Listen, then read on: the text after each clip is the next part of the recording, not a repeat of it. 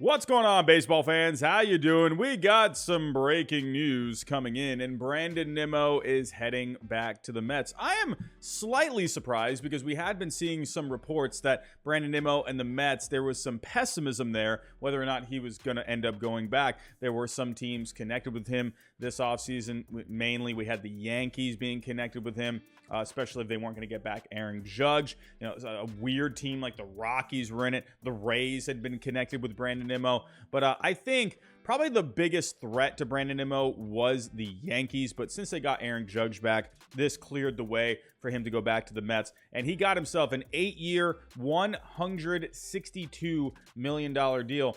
This falls right in line with at least the AAV that Fangraphs was projecting, $20 million per season, but they were thinking more of a 5-year, $100 million deal. Brandon Nimmo beat that by 3 years, so good for him, man. Brandon Nimmo, excellent player. The Mets needed to bring this guy back. When I was looking at the lineup yesterday, it just looked a little thin, man. You know, you had like obviously some good bats in Lindor, Alonso, Marte, McNeil, other decent bats here as well, like Kana. But Nimmo, this is a guy who's an on-base machine. This is a guy who was the spark plug at the top of your lineup. Just a high-energy guy. Really good season last year. Hit 274. The on-base was a little down from his 2021 season, but still really solid at 367, 433 slugging, a 134 WRC plus, 16 homers, a 5.4 Fangraph WAR. I mean, very solid. I love this move for the Mets. They absolutely needed to bring him back for the top of their lineup. But let's stick with the Mets, and it looks like they're going to be landing reliever David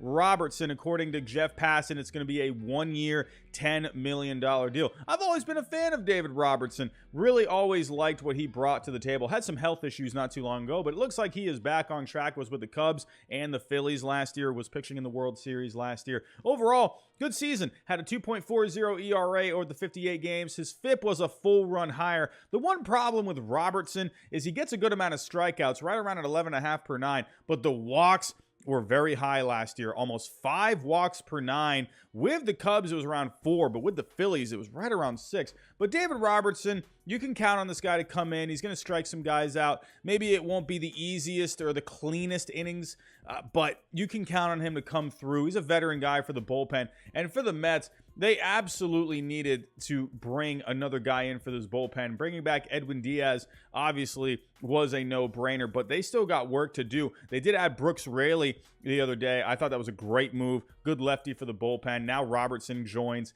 You know, I really like what's going on here with the Mets bullpen. They're definitely addressing this. There are some other relievers out there, but the Mets, I like how they're just slowly but surely putting this together. Could you bring back someone like Ottavino? There are some other relievers out there. We'll just have to wait and see if the Mets go after another one. For our next story, the Diamondbacks continue to draw trade interest among their outfielders. They got 4 good outfielders. One definitely could get traded, but according to Nick Picoro of, I think I'm saying that right, of the Arizona Republic, he's reporting that roughly 10 teams have been in touch with the Diamondbacks regarding at least one of their team's outfielders. He lists the Yankees, the Brewers, the Blue Jays, the A's, the Marlins, the White Sox, and the Reds. I'm sure the Red Sox were in there at one point as well. They did just sign Yoshida, so I'm not sure if they're still going to be in the outfield market, but hey, anything is possible. But there are definitely teams out there, especially a team like the Marlins, who could use a bat. The Blue Jays, they're looking to add maybe a lefty bat, maybe a lefty outfielder. Now they're out on Brandon Nimmo, so could they go back to the Diamondbacks here? So we'll just have to wait and see. But for the Diamondbacks, you got 4 outfielders. You got Varsho, you got Corbin Carroll, you got Jake McCarthy, and you also got Alek Thomas. Out of the 4, I think Jake McCarthy is most likely to get traded. Dalton Varsho, this dude is just a stud, playing catcher, playing in the outfield. This guy is basically just like a almost a football player out there. This guy's just a stupid athlete.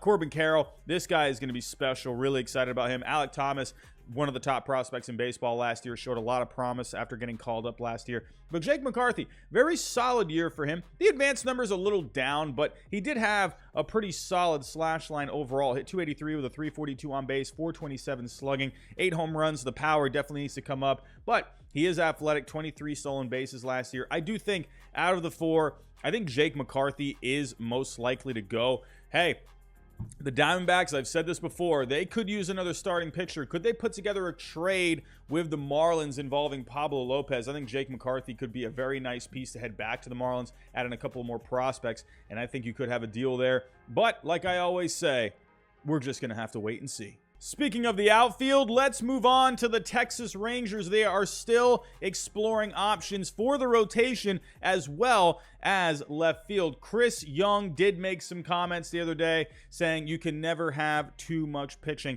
You signed Jacob deGrom, but I personally think the Rangers are still going to go strong after some guys. I still think they could go after a guy like a Carlos Rodon, the top pitcher left on the market. We'll have to wait and see where he goes. But as for outfield, they definitely could use an upgrade. I mean, you could make an upgrade over Tavares, Josh Smith. There's still some bats out there. Andrew Benintendi, I think, could be a pretty nice fit here. Absolutely could slide right into left field. You have a bit of a wild card out there in Michael Conforto. You got a guy like Michael Brantley, when healthy, can be really solid. I could absolutely see that happening. But for the rotation and in the outfield as well for the Rangers, they still have work to do. I still think they could add another guy, even with Andrew Heaney. I know they just added Andrew Heaney as well. I forgot to mention him a second ago.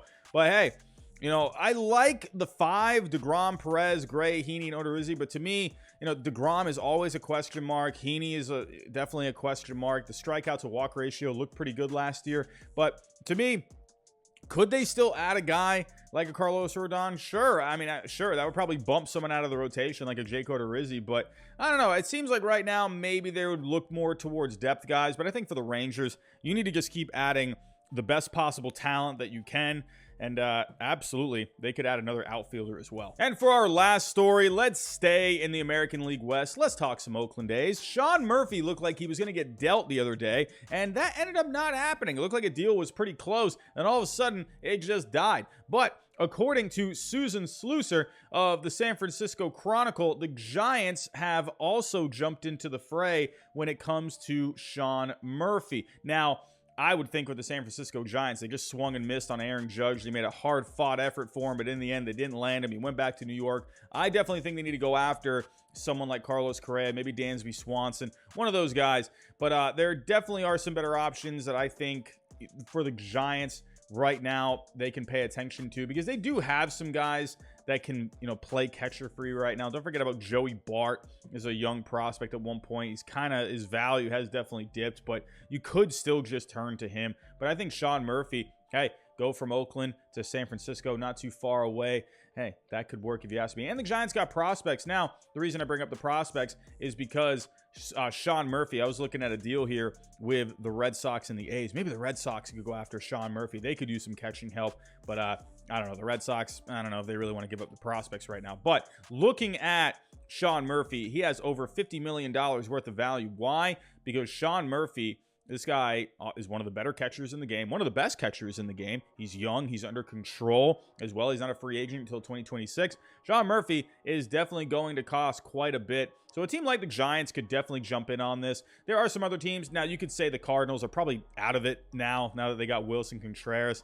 But I still think, you know, the Red Sox absolutely could jump in on this. The Diamondbacks have been linked to him. The Astros, they're still looking for a catcher. They were connected with Wilson Contreras. I don't know if they're going to have really the prospects to be able to get a deal done, though. The two teams that I think have the best shot at him are the Guardians and the Rays, because they could use, I would say more the Rays, because the Guardians do have Bo Naylor, so I could see them being content with that. I still think they could be motivated to go after Sean Murphy, but to me, a team like the Rays, I think, have the most desire to go after a guy like him, because he's under control, he's cheap, and the Rays have the prospects to get it done. They could absolutely get a deal done for Sean Murphy. I think maybe the Red Sox could get involved.